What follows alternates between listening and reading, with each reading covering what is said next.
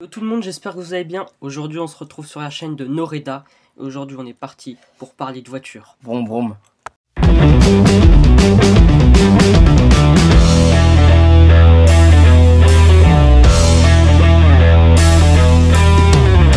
Aujourd'hui, nous allons parler du WEC, qui n'est autre que le World Endurance Championship, autrement dit le championnat mondial d'endurance de voitures de sport, qui est organisé en partie par l'Automobile Club de l'Ouest. Nous allons parler de ce sujet avec notre ami Noé. Alors tout d'abord, il faut savoir qu'il s'agit d'un championnat qui se déroule tous les ans en 8 manches.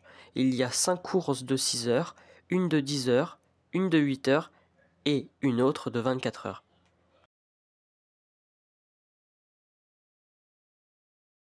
Salut, comment on se retrouve? Bon, aujourd'hui je vais vous parler de tout ce qui est la partie plutôt pneumatique du wake.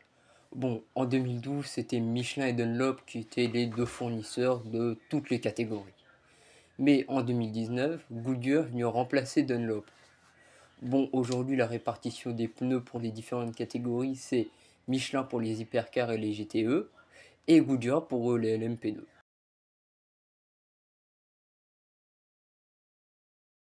À présent, je vais vous présenter le calendrier du WEC 2025. Tout d'abord, il y a eu le prologue au Qatar qui s'est déroulé du 21 au 22 février 2025. Ensuite, il y a eu la manche d'ouverture, les 1812 km du Qatar, qui se sont déroulés le 28 février 2025. Cette première manche a été remportée par la Ferrari AF Corse numéro 50. Le 20 avril se disputera la deuxième manche de ce championnat, qui sont autres que les 6 heures d'Imola.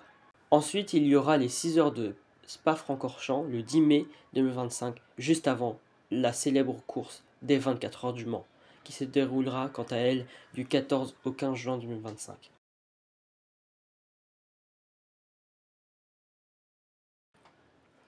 Ensuite, on se retrouvera un mois plus tard pour les 6 heures de Sao Paulo au Brésil, le 13 juillet 2025. Ensuite, 2 mois de pause pour se retrouver aux États-Unis à Austin pour le Lone Star Le Mans le 7 septembre 2025. Enfin, il y aura l'avant-dernière manche du championnat, les 6 heures de Fuji qui se déroulent au Japon chez Toyota.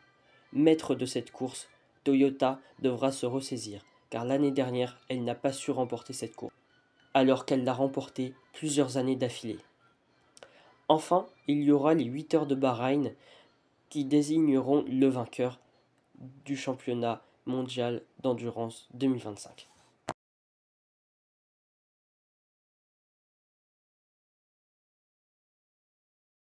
Bon, maintenant on va vous parler des différentes catégories des voitures dans le wake. Bon, on va commencer dans le dur avec les hypercars. Elles règnent sur le wake depuis 2021. C'est des bolides Bunton qui développent quasiment 700 chevaux. Souvent, elles s'inspirent de modèles de série en respectant quelques contraintes aérodynamiques précises. Et tout ça pour maintenir un équilibre et maîtriser les coups.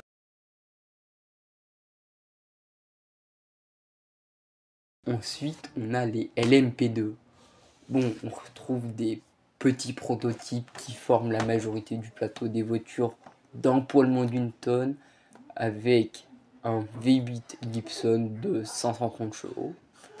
On a récemment vu des réservoirs réduits de 10 litres. Oreca, il domine largement cette catégorie grâce à un châssis particulièrement efficace.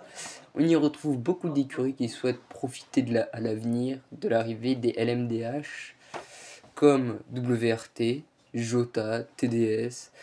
Ces voitures qui voient leur performance réduite depuis 2 ans maintenant pour ne pas être trop proche des hypercars. Mais cette catégorie a disparu de la compétition en 2024, mais elle est toujours présente aux 24 heures du Mans.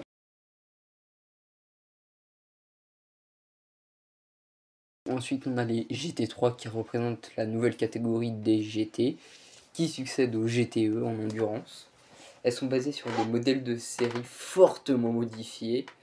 Cette catégorie est séduite par son excellent rapport coût-performance avec plus de 12 constructeurs impliqués comme Mercedes, Porsche, Ferrari, Audi ou Lamborghini. Des grands noms quoi. Et tout ça nous offre une diversité impressionnante. Ces voitures offrent environ 550 chevaux, elles bénéficient d'une bonne aérodynamique mais moins extrême que leur attrait principal, des coûts moindres, un système de balance, de performance top qui rendit des batailles spectaculaires.